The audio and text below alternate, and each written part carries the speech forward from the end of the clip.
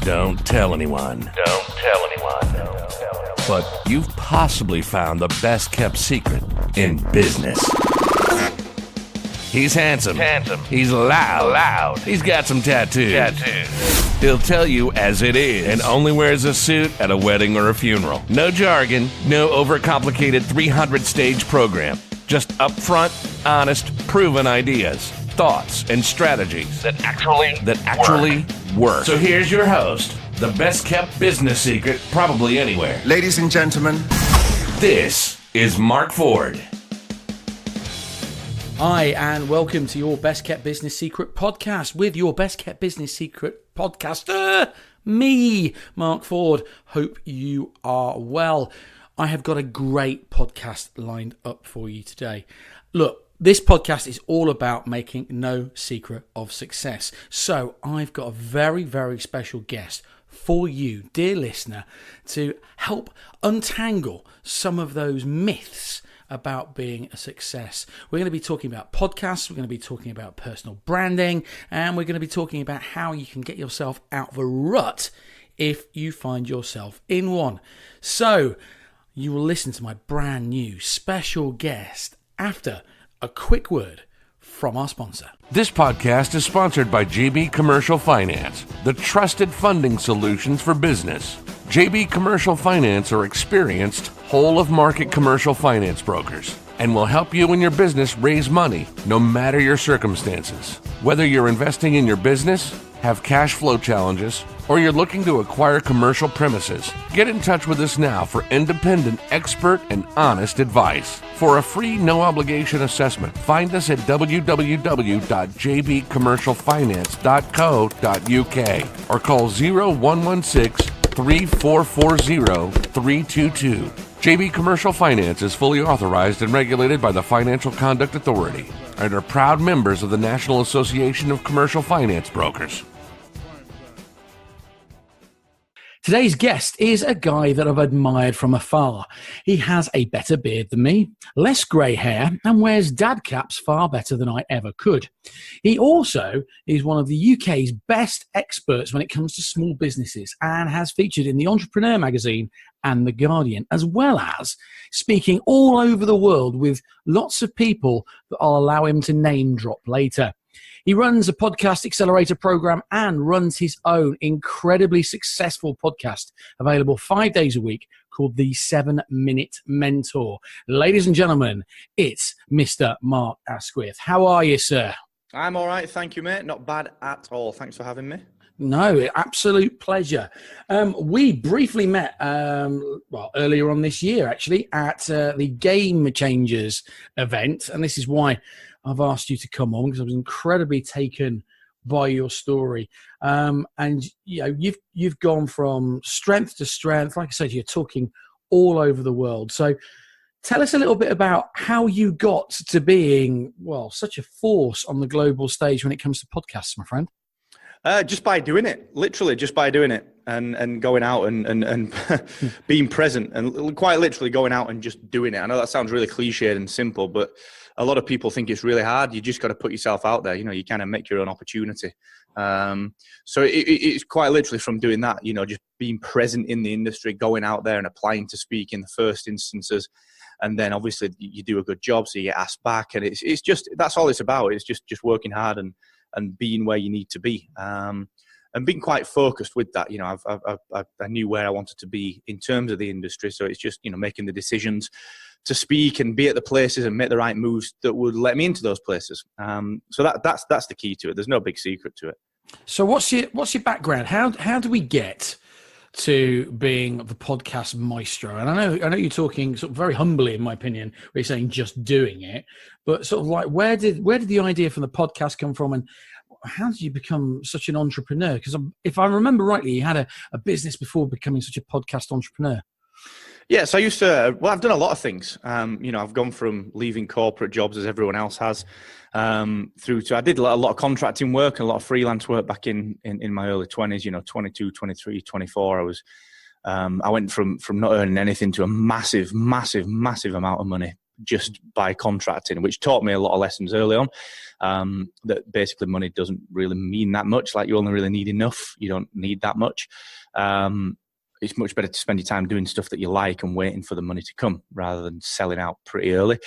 So that taught me a lot of lessons quite quickly. And then I started an agency, a design and brand and digital agency that I ran for 10 years. And when I started my own personal brand, we spotted a gap in the market for podcast, various bits of podcast software, starting with our first product, podcast websites, moving through into some of our newer products like the Academy and productivity.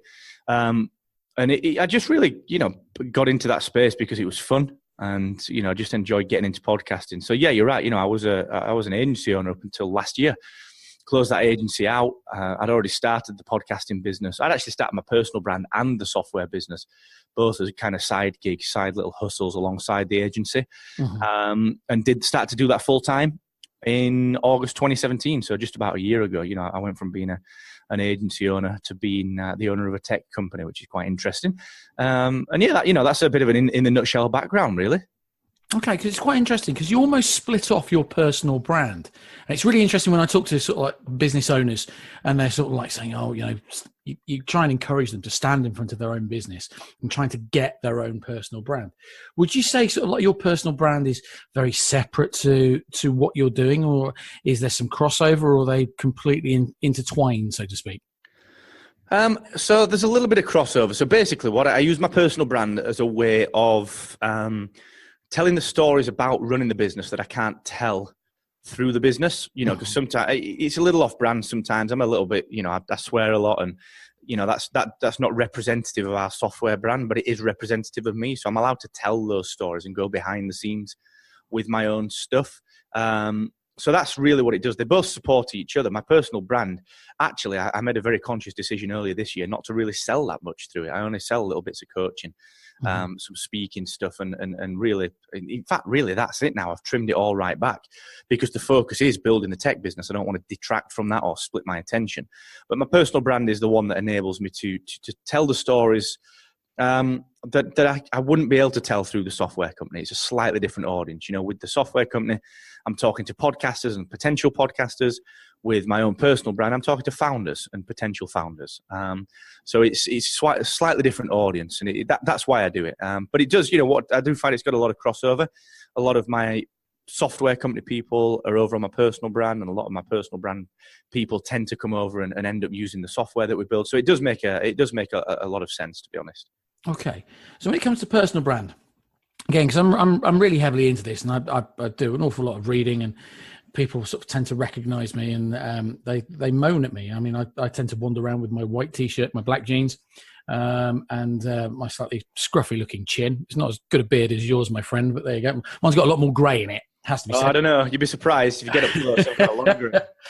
And actually, people think I'm unwell if I turn up in other things. So I actually, strangely, I had to go to a networking meeting, about 4 or 5 weeks ago now. And my then partner, now fiance. Congratulations. Thank you very much. She decided that she was going to take me walking straight after. So we turned up in sort of like walking gear, sort of like, the mountain sort of like fleecy top and sort of like, walking boots and stuff like that. And people almost sort of were shocked. They were shocked that I wasn't wearing a white t-shirt or black jeans. And I kind of had to remind them that actually walking up the side of a mountain in a white t-shirt and black jeans probably wasn't a bloody good idea anyway. So getting a personal brand together, what 3 top tips would you give out? And what have you been most conscious of working really hard at doing to accelerate your personal brand? Well, I think the visual side's one thing. That's always something that you've got to try and dial in. That's certainly one part of it. I think the first tip that I give is that you've got to have an opinion on something. Mm-hmm. Like, you've got to have an opinion. That's not to say that your opinion can't change over time as you develop and grow and you get more facts on the matter. But you've got to have an opinion. You've got to be willing to stand up for it and defend it, and you've got to be willing to talk about it. And that's the thing. Everyone wants to be vanilla and grey, but you don't remember the people that are vanilla and grey. It's basically a special forces style tactic for blending in, is to just be boring and be grey and be common. And for that exact reason, you can't be, because you will just blend in. No one will know you. So you've got to have an opinion. That's not to say you need to be a tool about it. You know, there's a lot of people that are just so glad you said that. There's so many people. People are just contrarian often because they can be. And, you know, just because you've got an internet connection doesn't make you a genius. But you've got to find that line. So that's the first thing. You've got to have an opinion. The second thing is you've got to be consistent. Like, it's really hard. It's really, really hard to maintain a personal brand, because you've got to be there. You're effectively running a business. You know, your personal brand is a business. So you've got to be consistently producing content, doing video content, doing written content, speaking at events, being out there. And you can't not write just because you feel like not writing. You can't not podcast just because you can't be bothered. It's just simply not how it works, because otherwise you'll be one of the people who say, yeah, my personal brand on my blog, it just didn't take off, so I stopped. That's fine, but you can't complain about it if you're not going to do it. So you've got to be consistent. The third thing that I'd say, sort of a tip for being a personal brand, is you've got to really understand that this is genuinely a business, like legitimately. I'm talking about this on my podcast right now. I did the last month on some tactics for building a personal brand, and this month is marketers should become decent marketers in their own right. And that's the third point, is that you have to understand that your personal brand is a business, and you've got to treat it as a business from the perspective of it needs marketing, it needs monetization logic, it needs revenue opportunities, and it needs to be really simplified down. Okay, here are the things that I'm going to sell. Here's my value ladder. Here's the pieces of content that I'm going to put out for free. Here are the things that people are going to have to pay for, and here are the bridges between them, whether that's an email transaction, whether it's a tripwire transaction, whatever it is. Like, here are the bridges between free stuff and paid stuff. And here, from day one, is how I'm going to make money from my brand. Now, you might not make money from day one, but you should have some idea of how to make the money from day one. And a lot of people get that wrong. In fact, a lot of people just simply don't do that.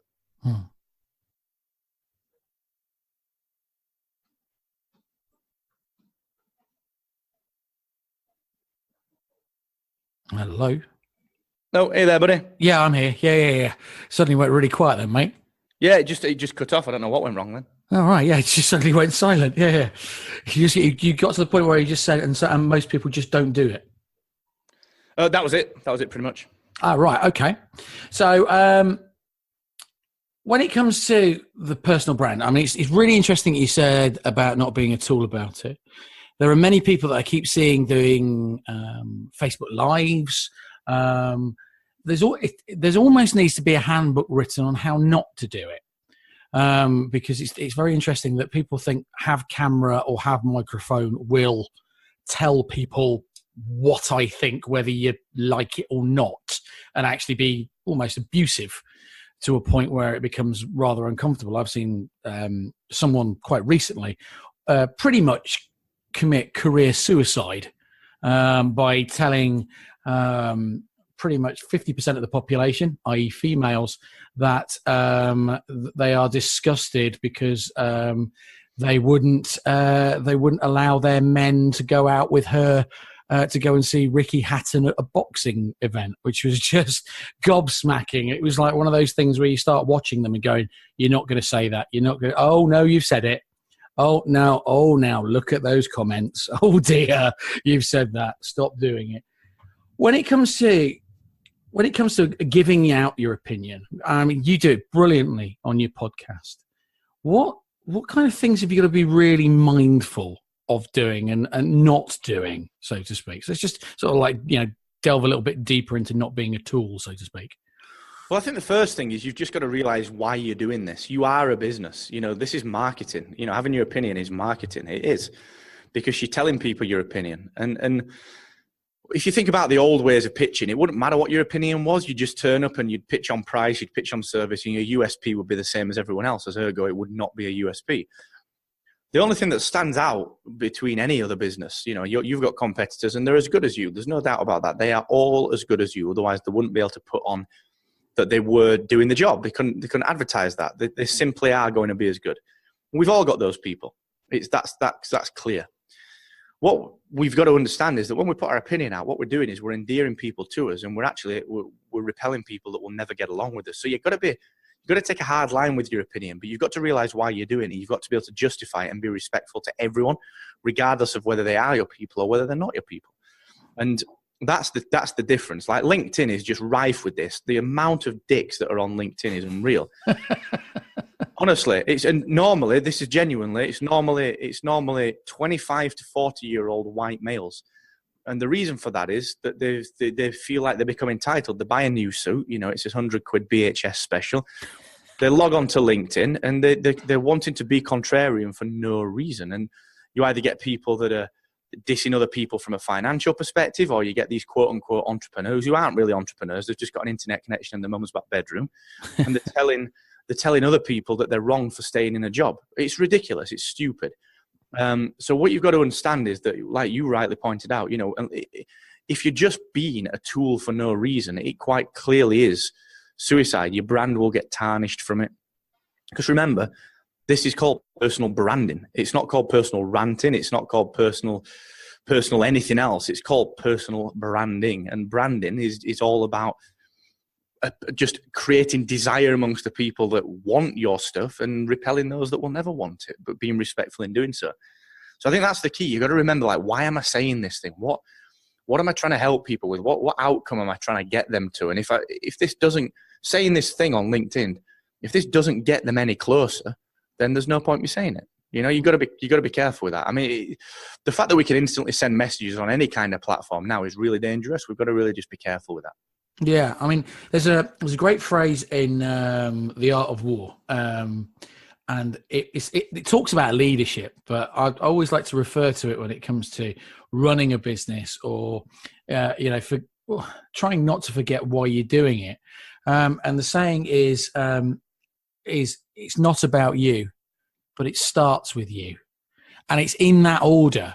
Is the amount of people that I see who like to call themselves influencers, inverted commas. It's all about them. It's about me. It's like going onto a website. And it's something I'm very conscious of, and I'm changing as we speak, is that everybody has the about you sort of a thing on the website, when in fact, actually, really, people genuinely aren't that bloody interested in you. They're actually more interested in what you can do for them. It's like the what's in it for me type of thing. And I think sometimes that gets missed when people are looking at personal branding or trying to boost their personal brand. They start talking about themselves and their opinion, but forgetting that actually what they're there to do is problem solve. So they're there to solve a problem for their ideal customer and client. It's just that those two get turned round. So in their heads, it's a case of, it starts with me and then I'll solve your problem. Actually, and this, you correct me if you think I'm wrong, Mark, but it's almost a case of, no, hang on, it should start with the customer and then it starts with you. It's not about you, but it starts with you. Does that make sense? I think it's an interesting discussion, because I actually see both sides of that coin. So yes, it starts with a customer, but these people aren't going to know they're your customer until you've put something in front of them that persuades them that they've got the problem. Mm-hmm. And a lot of people beat on about adding value. And like I said this on stage at FinCon the other day, like, adding value is really boring. It is really desperately boring. And for that to be a USP of your personal brand, like, I solve your problems, well, it's not a USP. It's like, that's like a plumber turning up. Yeah. Doing a job, fixing your pipe, and then wanting a massive round of applause for doing it. It's like, if you can't fix the pipe, like, that's the baseline. You shouldn't even be saying you're a plumber if you can't fix the pipe. So adding value and solving customer problems, actually, that's the baseline. If you can't do that, then you probably shouldn't even be in business. Like, it's legit. Like, that is quite literally, if you took everything else away, that is the only thing that someone would expect from you. Like, you've had the worst experience, you've paid over the odds, but you just go at the end of it, oh, do you know what? Look, can you just please give me the sandwich? That is all I wanted. Like, if you can't solve the problem, that's the baseline. So I do agree with what you're saying, but I think with personal branding, this is where it's key, because what the issue with coming at it from a problem first perspective is that we always assume that people are ready to have that problem solved. Yeah. And often people aren't. They're just not ready to it. Like, if Curry's advertise a TV, to me, it's pointless, because I'm not ready to buy a TV. So instead, what they've got to do is they've got to market to me all the benefits and all the ways that having a bigger TV will be better for me, and that I can get all the mounts from there. I can watch the World Cup in HD, that I can get 4K Daredevil on Netflix rather than just 1080p, and that the new streaming service is built into it. All these things. And And it's the same kind of thing with personal branding, but it's kind of opinion-based stuff. Because if you think about it, let's say that you're a consultant and you're trying to work with estate agents on how to increase their fees. Actually, everyone's saying that same kind of thing. Everyone's saying, look, we'll get you more money on the bottom line. Everyone's saying that. But what we've got to do as people in the middle, people who are personally branding, is we've got to be the person that's got an opinion on why the other stuff won't work. Like, we've got to be able to walk into a room and say, look, what these guys are doing is good, but I've got an opinion on this other thing. Like, what if we just tried this? Here's my opinion. Here's a little bit of data. And only at the point then that they see another way, or they see you, will they be then receptive to their problem. So you've got to balance it, in my opinion. Like, yes, you've got to build your business with customer focus at the front and at the center of it. Like our mantra in the podcast software company, at podcast websites, and through the Podcast Success Academy, is completely focused on, we make you a successful podcaster. That is it. Like, that is our customer focus.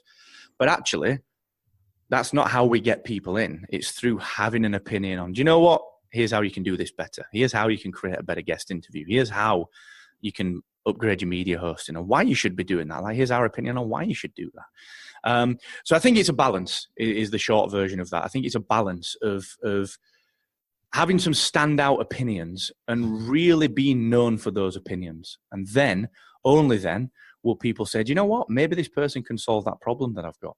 Because if you go into it from a I will solve your problem perspective, what do you sound like? You sound like a consultant, and consultants want paying early. And with a personal brand, people don't want to pay early. People want to know you. People want to like you. People want to trust you. So it's a mix. I think you've got to be really careful with that. It's finding a balance. Yeah, I'd agree. Okay. I want to finish off. I mean, this is flying by, absolutely like a train out of control. 3 tips. And I'm asking everybody that I interview this, because obviously running your own business is quite a lonely place. It's bloody great when things are going fantastically well, but it's quite a lonely place when things are just quiet or not going so well. So give us your top 3 tips for getting yourself out of a rut if you find yourself in one, please, Mark. Okay, so first of all, you have got to, if you're in a rut, you've got to figure out, like, what has caused it? Like, what's wrong? What is it that's not right? And I know that sounds really simple. It's like, yeah, well, obviously, if I knew that. But you've got to kind of break it down. You've got to understand to yourself, like, what puts me in these bad moods? Like, is it turning up at work? Is it turning up at home? Is it the commute? Like, where can you identify that this thing starts to feel bad? Because we all wake up and we kind of feel a little bit better. You know, it's rare that you wake up and you feel like the lowest you feel during the day. It's often later in the day that you feel really low. So you've got to figure out, okay, what is the catalyst for this thing? Like, when does this thing get worse? And like I said, I know that sounds simple, but if you understand that, you can take steps to get around it. As an example of that, many freelancers, many people in business, they feel stuck, and they don't realize they feel stuck because they're going to the same place every day, but they're not interacting with the people that they were interacting with when they were going to the same place every day at a job, because you had other people. Mm-hmm. So you've got to figure out, like, if that's a problem, and this is just one example, then do something and build it into your routine where you step away from that place, and you might go off to a co-working space just for once a week to re-energize yourself. And, you know, you can bear the load of going somewhere that you don't like if you've got something to look forward to, and treat it as a temporary thing. So I think you've got to identify, like, where your days go south a little bit, which I know sounds really easy, but I think that's very important. Mm-hmm. Great. The second thing, I would genuinely, honestly, I would start doing some journaling, doing some reflection, and write down how the days have been, how things could get better, how things could have been worse. You know, I do some journaling on a morning and on an evening, you know, only a couple of minutes, 2 or 3 minutes every night, and 2 or 3 minutes every morning. And what it does is it frames the day for you. It puts perspective on everything. And, you know, if you had, it sounds cliche, but if you had a bit of gratitude into that, you know, really tiny things that you can take away from your day, you'll suddenly see that, do you know what? Like, stuff's not that bad. You know, I feel like the world's on top of me, but this is really all I'm dealing with. And it puts things into perspective. I think that's a very important thing. And the third thing is, I think you've got to set some goals. So what I tend to do is I'll set an end of year goal, or a set of goals for the end of the year. Yeah. Then I'll set some kind of 2-year goals where I'll say, right, in the next 2 years, I want these things to have happened. And then I even set 5 and 10 year goals. Now, these are much broader. These are more like, okay, here's a rough, broad set of circumstances that I want to be in 5 years, and a rough, broad set of circumstances in 10 years. I might put some specifics on financials, but I'll not put anything more specific than that, because then what it enables me to do is any decision that comes across my path, I can make a decision based on those end of year, 2 year, 5 and 10 year goals. So I can then say to myself, you know what? If something's not working, if I am in a little bit of a rut, let me look at these things and ascertain everything that I do during my day. Because remember, I'm journaling this so I can figure it out. And I've analysed actually where my days start to go south. I can say to myself, well, which bit of these things, which bit of the day, which bit of the weeks are stopping me achieving these end of year, 2 year, 5 and 10 year goals? And I can strip away one thing at a time and test whether it works. So that's what I'd suggest. Yeah, you've got to figure out where the days go south. And that's the real small micro level stuff that you can do every day. The journaling is a mindset fixer. And then set these end of year, 2 year, 5 and 10 year goals. And that's going to force you to make decisions based on that framework that you give yourself. Brilliant. Thank you, Mark. Look, we're coming to the end. This is just absolutely rip-roared along. Tell the listeners where they can find you, what you're up to next, where to find your podcast and stuff like that. There you go. You can name drop as much as you like. You go for it, my friend. Oh, it's a solo show, so I'll just name drop myself. Just do a search for Mark Asquith, ASQUITH online, and you can find all my free coaching that I do every Friday on Facebook. You can find the podcast. If you are a podcaster, go and get your free podcastsuccessacademy.com membership as well. That's our academy, which is totally free to podcasters. So go check that out. Brilliant. Mark, thank you so much. Really appreciate it. Thank you very much indeed. Thank you, Mark. Appreciate it, buddy. And so that's the end of another podcast. Hope you enjoyed that. It flew by, 20 odd minutes, absolutely flew by. There's some great nuggets in there for you to get your hands on. There's even a slight disagreement between me and Mark about personal branding, but in a kind of sort of roundabout way, we kind of agree with each other at the same time, which is really cool. Right, next podcast will probably be out tomorrow, believe it or not, because The Apprentice in the UK starts again on Wednesday night, which is Wednesday the 3rd of October. So do you know what? Instead of shouting at the TV on your own, you can shout along with me and my fiancée Gemma from Some Call Me Gem, who is a marketing expert. We are going to be doing commentary on The Apprentice.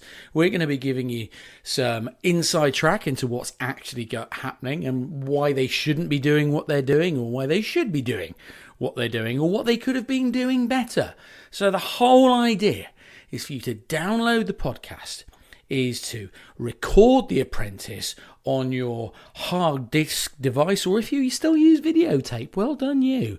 Record it and then watch The Apprentice with me and Gemma chirping away in your ear rolls. It's a great experience, and it means that you can either shout at us or you can shout at the TV, but either way, it's going to hopefully improve your viewing of The Apprentice. It's all our own commentary. It's going to be lots of fun. Grab a cup of tea, basically take an hour out of your day and watch The Apprentice with us. Until next time, have a great day, enjoy yourself, and we will see you on the other side. Take care. Bye-bye. This podcast is sponsored by JB Commercial Finance, the trusted funding solutions for business. JB Commercial Finance are experienced, whole-of-market commercial finance brokers and will help you and your business raise money no matter your circumstances. Whether you're investing in your business, have cash flow challenges, or you're looking to acquire commercial premises, get in touch with us now for independent, expert, and honest advice. For a free, no-obligation assessment, find us at www.jbcommercialfinance.co.uk or call 0116-3440-322. JB Commercial Finance is fully authorized and regulated by the Financial Conduct Authority and are proud members of the National Association of Commercial Finance Brokers.